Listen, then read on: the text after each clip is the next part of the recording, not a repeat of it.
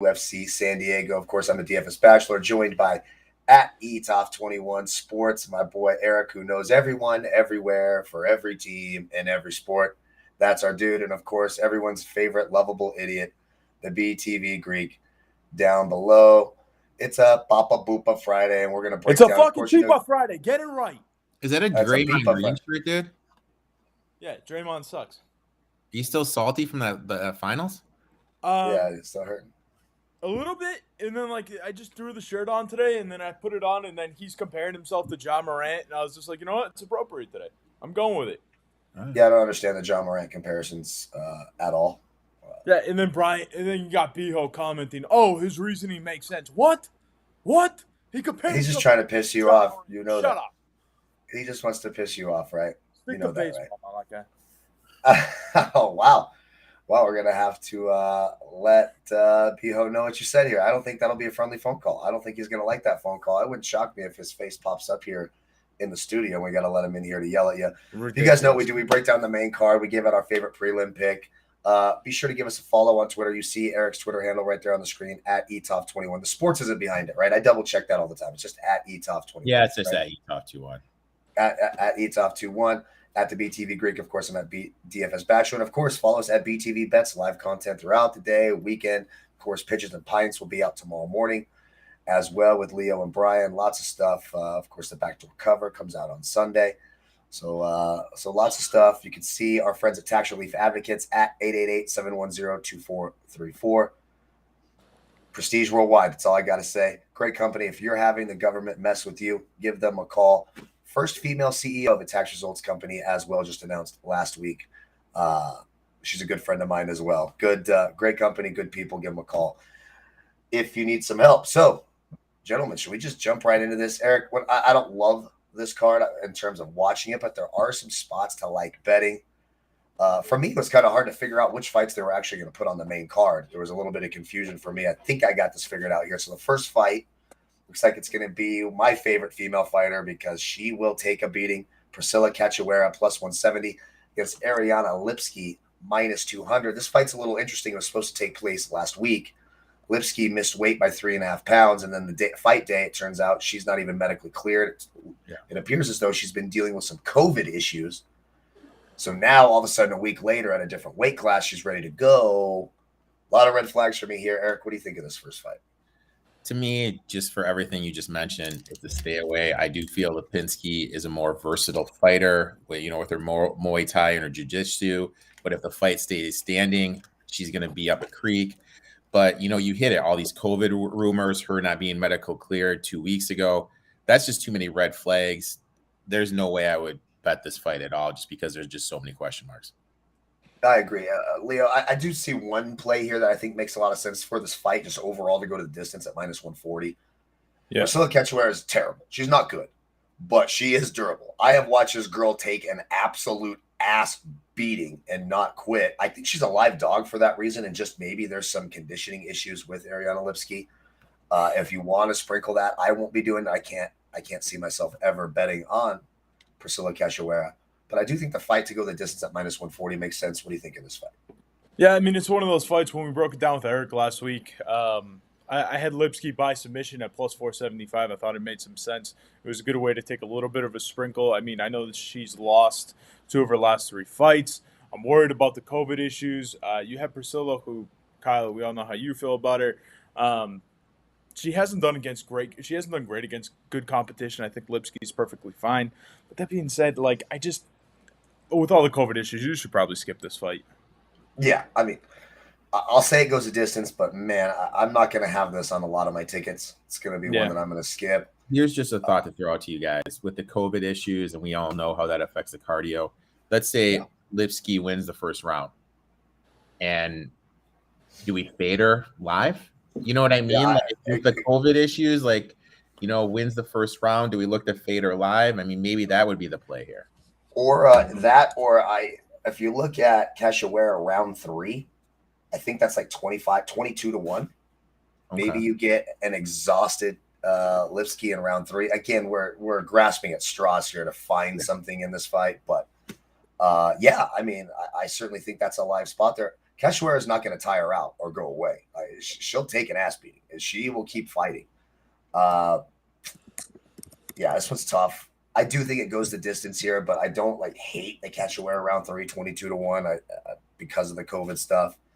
I do agree if you're going to take Lipsky, take her by submission. That's moved up to 450.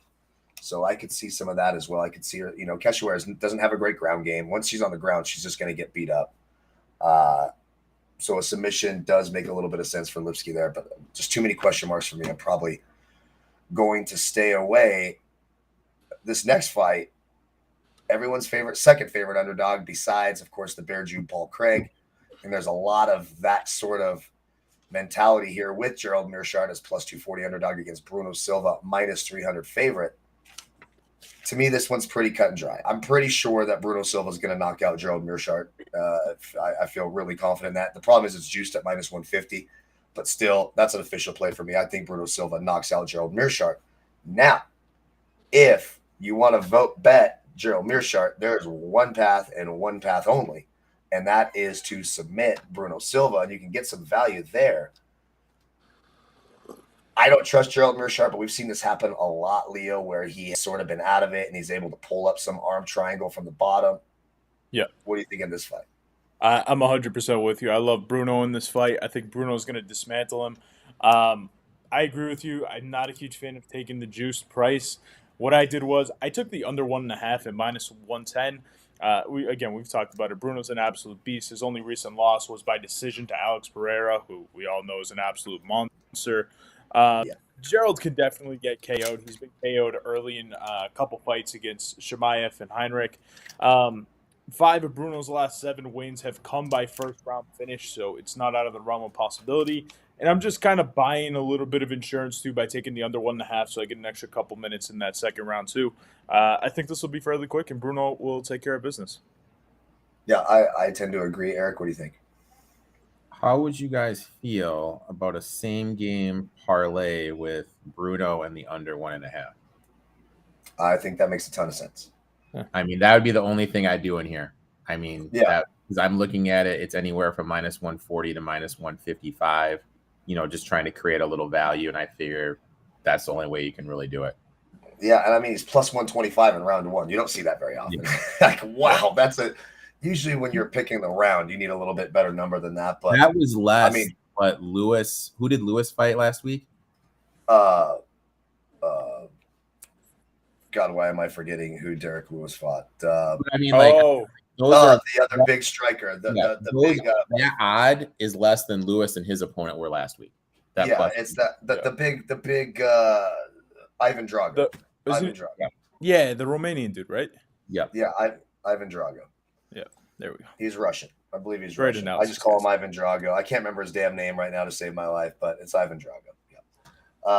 Yeah. I mean, look, this fight should be exciting. Bruno Silva hits like a Mack truck, and Gerald Meerschaert is there to be hit. So, yeah.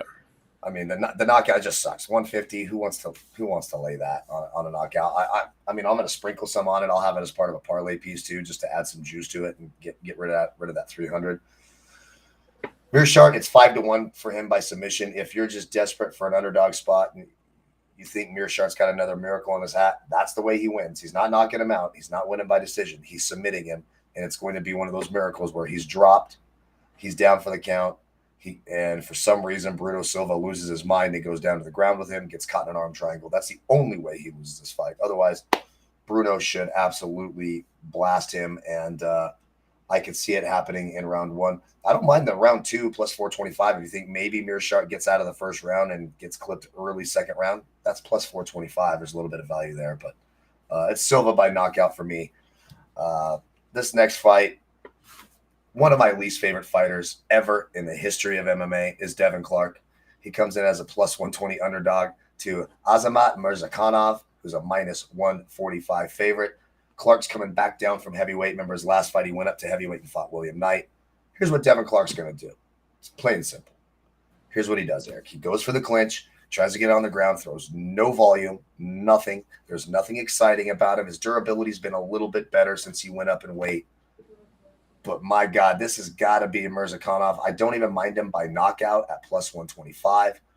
But for me, I'm just going to keep it safe. It's going to be a part of a lot of my parlay pieces. I like Azamat here at minus 145. There's just nothing for me to like about Devin Clark.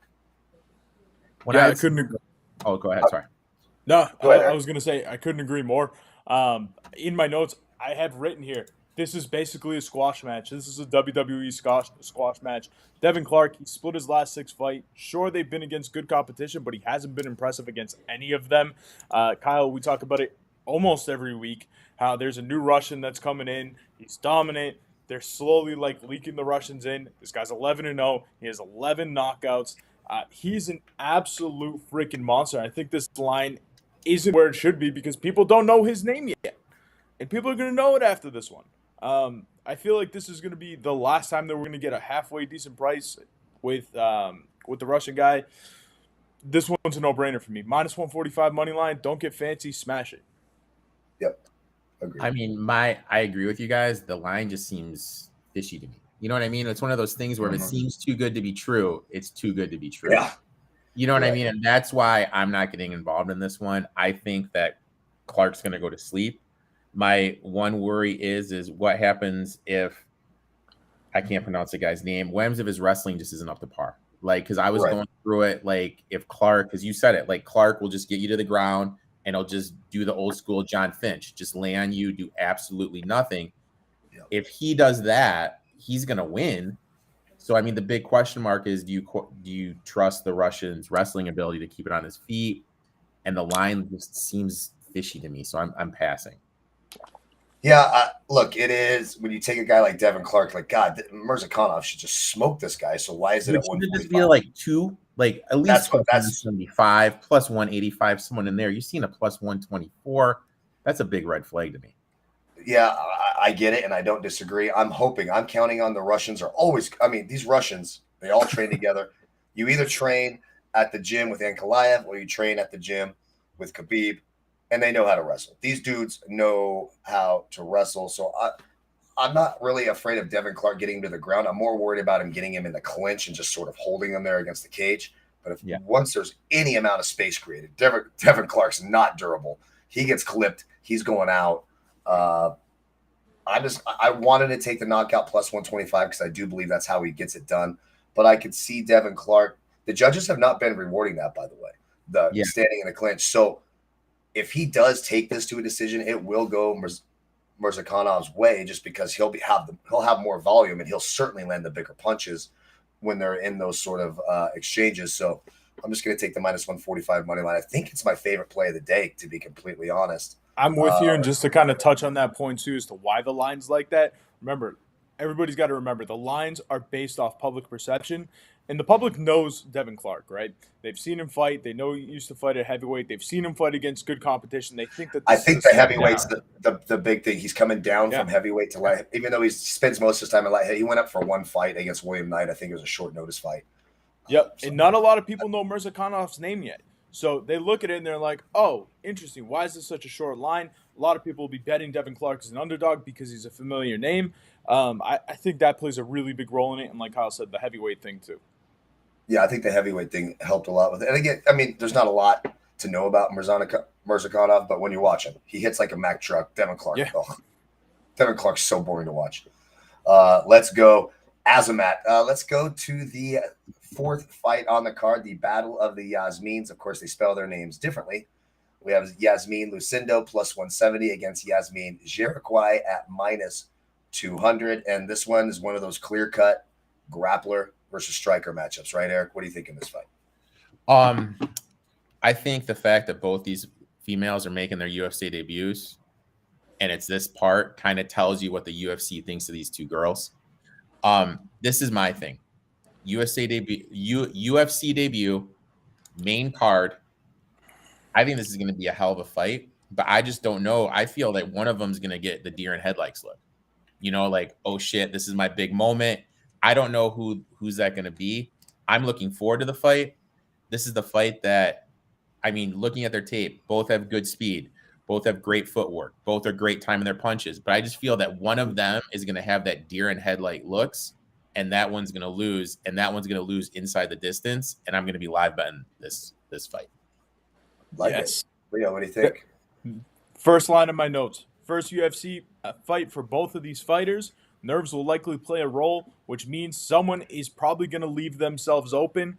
Eric, I'm 100% with you. I'm going not to go the distance at plus 125. I mean, Lucindo has only gone the distance 4 for 17 fights. And then Yagardi, she's got 6 knockouts and 2 decisions on her record. I mean, I just don't understand why this to be finished inside the distance is plus 125.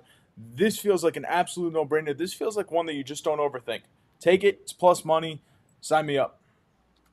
Very interesting. I kind of like the underdog in this one. And again, I don't know a lot about either of these late, like Lucindo, it was impossible to find. I think I found a 1 fight tape for her. Yeah. She's known for her grappling from people. I asked some people that know some of these fighters. I know a couple of matchmakers, that do some of this stuff. And they said, yeah, she's a big time grappler. She wants to get the fight to the ground. So anytime you have that classic grappler versus striker, and you mentioned it, the nerves, if you can get this fight to the ground and grind out 3 rounds and win by decision at plus 325 with the underdog, I might do a little sprinkle on that just to have a little bit of fun on Lucindo. But I think Jaraguay is the rightful favorite. She does seem to have a more complete game. I did see in a couple of fights she was able to get up, win taking downs, seemed to be competent on her back. So that's a good sign. Lucindo, I don't know much about her striking. I didn't get a great feel from the fight that I watched, but she did seem to have good top control. If she's able to do that, there may be some value on the decision by the underdog. You're getting that at plus 325. But again, another fight where we're not. I mean, how much are we really betting on this fight, right? I think the value, like you said, I'm going in on this one. Take the dog. Like if you're going to bet it pre-flop, I feel you have to take the dog by decision. I mean, just because of exactly million variables that are in this fight. Mm-hmm. Absolutely. And that's kind of where I'm coming from on this. I don't mind the live betting this spot either. Kind of see what's happening here, get a better feel for what's going on. Because again, these are 2 debuting fighters. I think it's probably juiced to the decision because these are 2 ladies who've done very well in the regional scene. So now they're facing each other. This is probably the best opponent either one of them have faced. So those tend to go, to a decision. A lot of nerves, like you guys talked about. And when you have that striker grappler, the striker tends to be a little bit weird. We saw this with Rose Namajunas and Carla Esparza, right? So when you have that sort of dynamic, it can turn into one of those boring, ugly. And if Lucinda can get a takedown or 2, maybe she gets a decision. But again, I don't feel great about it. But if I'm betting it, I'm going underdog by decision, taking the value. That's the only way I can do it. Let's head to the co-main event. Nate the Train Landwehr plus 260 against David Onama, a minus 350 favorite. Leo, look, Nate Landwehr is a tough guy. He's a crowd favorite. People love Nate Landwehr. But the bottom line is he gets hit a lot, and he's not real skilled. His head stays right down the middle. And this David Onama can hit. I got Onama by knockout plus 100. I can't wait to watch Onama. Onama is exciting, young, athletic. This is a real up-and-comer in the division. Nate Landwehr is just there to get knocked out. But what do you think? Is Landwehr's always a live dog? What do you think? I love Onana. I think he's an absolute monster. Watching his fights, I wanted to take the knockout. But, dude, he's got a sneaky good sub game. I mean, he's got 6 knockouts, 4 submissions. Like, he knows how to submit people.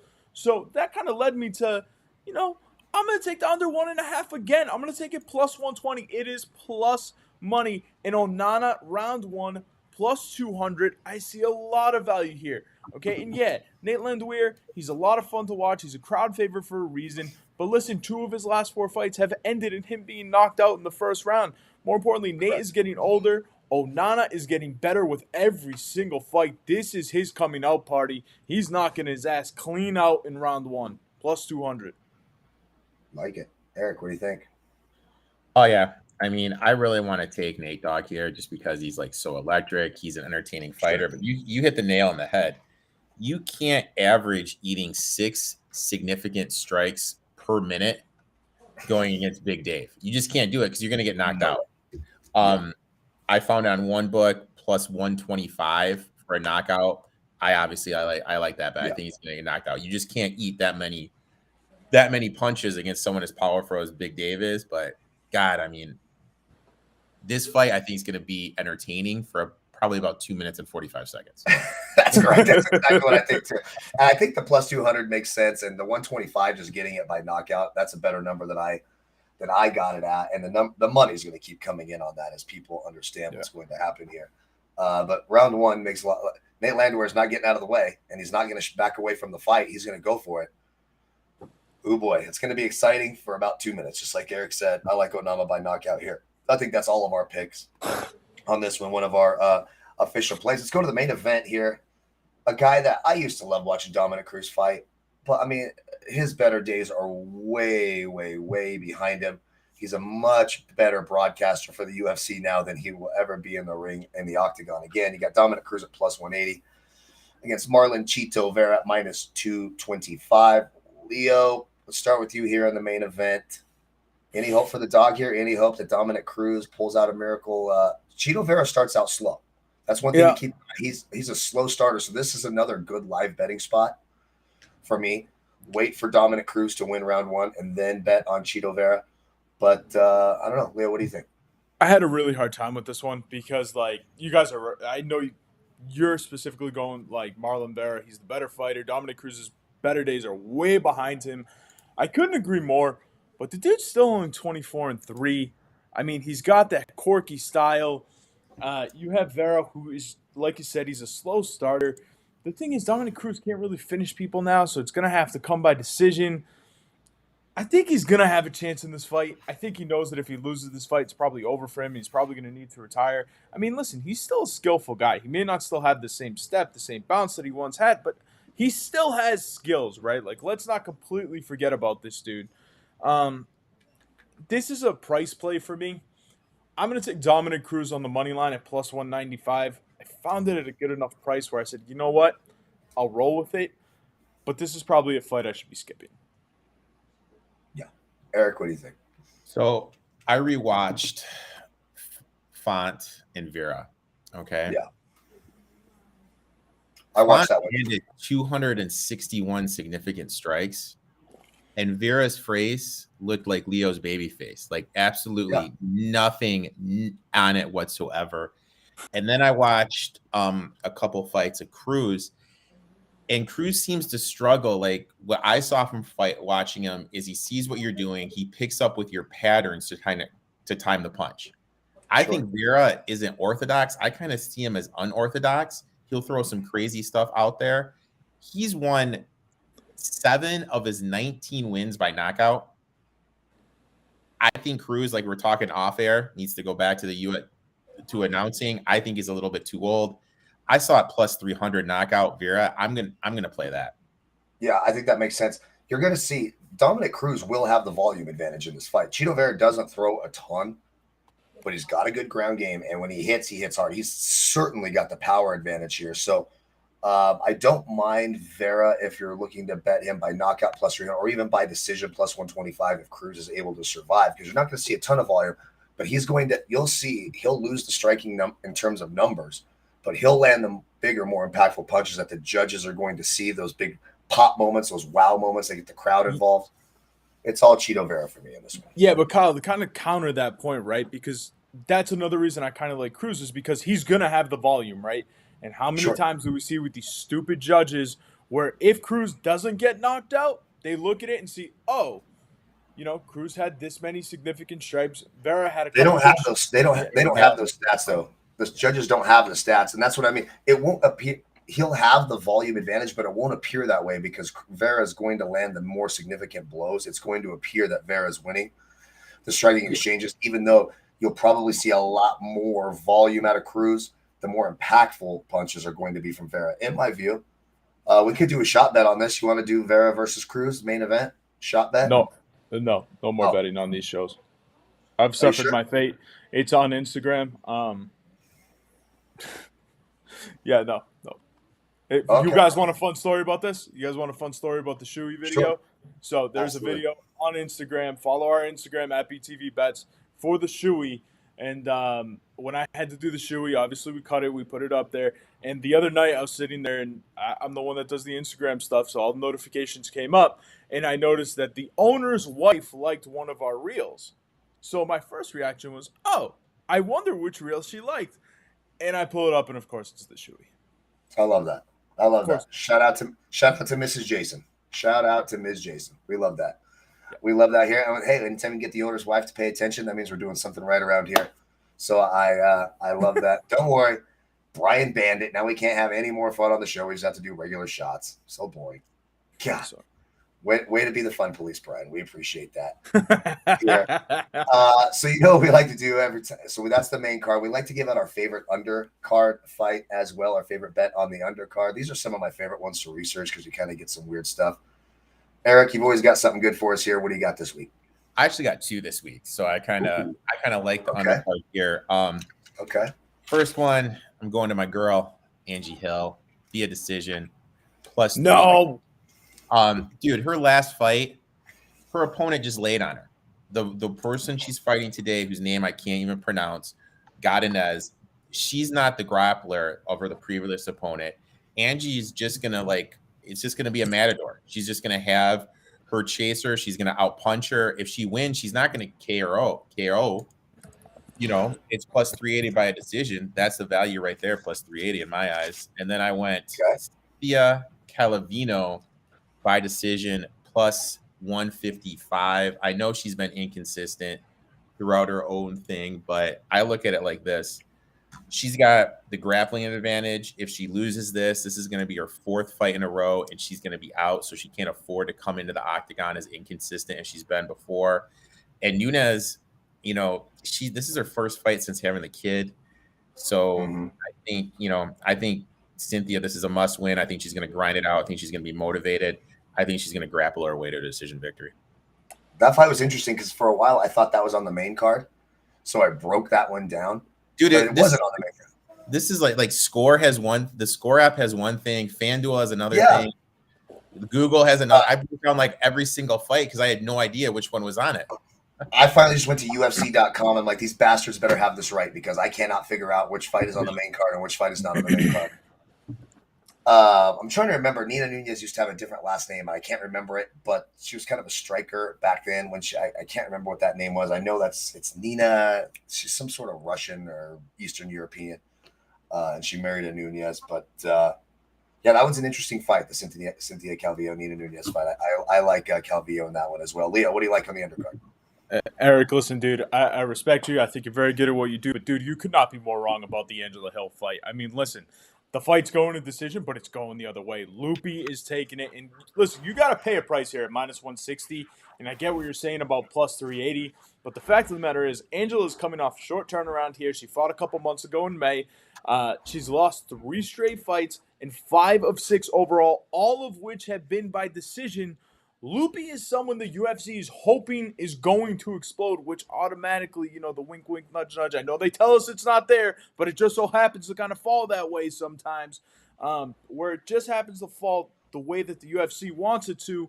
Angela's, 18 of her 25 fights have gone the distance, and then Loopy, 8 of her 10 UFC fights have gone the distance. This thing's going the distance, and it's going to be Loopy, minus 160. This is one of the spots you should be putting multiple units on. Be very confident in this fight. I love Loopy by decision, minus 160. Just to translate that, I think everyone knows now that means you cannot be confident in this, and don't even think about it. Anytime Leo's is confident, you're probably losing money. That's a tough one. That's a tough one. I don't know if I feel that great about Angela Hill at this, but you two could have a shot bet here. I think it's a shot bet between Eric. Me and Eric had a nice friendly conversation. You're the one that opened your mouth. Come on, shot bet. I'm just saying it's when Leo's that confident. I'll give you Angela Hill. You give me Loopy. I don't know. I'd have to look more. I'll let you know tonight. We might do that. I have to look more into Lupe Godinez. For my favorite undercard, I went to the Odie Osborne Tyson Nam fight. Tyson Nam making his return after 2 years. He is a low-volume power striker. He hits hard. Odie Osborne's going to have a 5-6 inch reach advantage here. For some reason, they have this fight juiced to finish inside the distance, and I just don't see that. I'm going to take this fight to go the distance. I don't give a damn who wins. Plus 125. You're going to see low volume out of Tyson Nam. He's not going to be knocked out by Odie Osborne. Not a huge power guy. Osborne's going to try to keep him on the outside, leg kicks, jab with that reach advantage. I think you sort of see a boring fight here where both guys stay at distance and not a lot of volume. I think it goes to the decision. I think I'm getting a nice number here at plus 125. I'm not exactly sure why they think this is ending in knockout, if they're overvaluing Nam's knockout power, certainly overvaluing Odie Osborne's knockout power, and undervaluing how durable Tyson Nam has been in his career. He's not a great fighter, but he's not a guy that just gets put out or knocked out. So I'm going to take the fight to go decision at plus 125 between Odie Osborne and Tyson Nam. Gentlemen, anything left on this fight card we want to go over? A nice, clean 30 minutes. I have something that's completely off related that I did want to ask you guys. Love it. With what's going on with the PGA with Liv, do you think we could see this happening with the UFC? Because Dana White came out in that GQ interview saying that fighters' pay won't change. Do you think we could see like some I don't even know, like hypothetically, wherever, someone from Dubai coming and paying these fighters and drawing the UFC's top guys away? Do you think we could see what's happening in golf happening in the UFC? I think it would be a lot easier for that to happen because, as Dana White said, and that would be to his detriment, they're considered independent contractors. These fighters are not able to unionize. They cannot collectively bargain. They're independent contractors. So, and there's no world rankings that allow them to play in this tournament or that tournament. You see oftentimes fighters from Bellator are ranked higher, champions in Bellator are ranked higher in the overall divisions than in UFC. So I think the market is certainly there and the opportunity is there. And it wouldn't surprise me if someone gets a hair up their ass and they like fighting and Dana White continues this path where he's paying their fighters something like 20% of their entire revenue goes to the fighter's purse. Yep. It's a lot lower than when you look at the other major sports. So that's something, it's interesting. That's really interesting. I wonder who it would be, though. I don't know if it would be Saudi Arabia or would it be Russia, something like that. BTV Fight Club? BTV Fight Club? We just get Pap and Jason just to start funding this and we just start paying out the ass.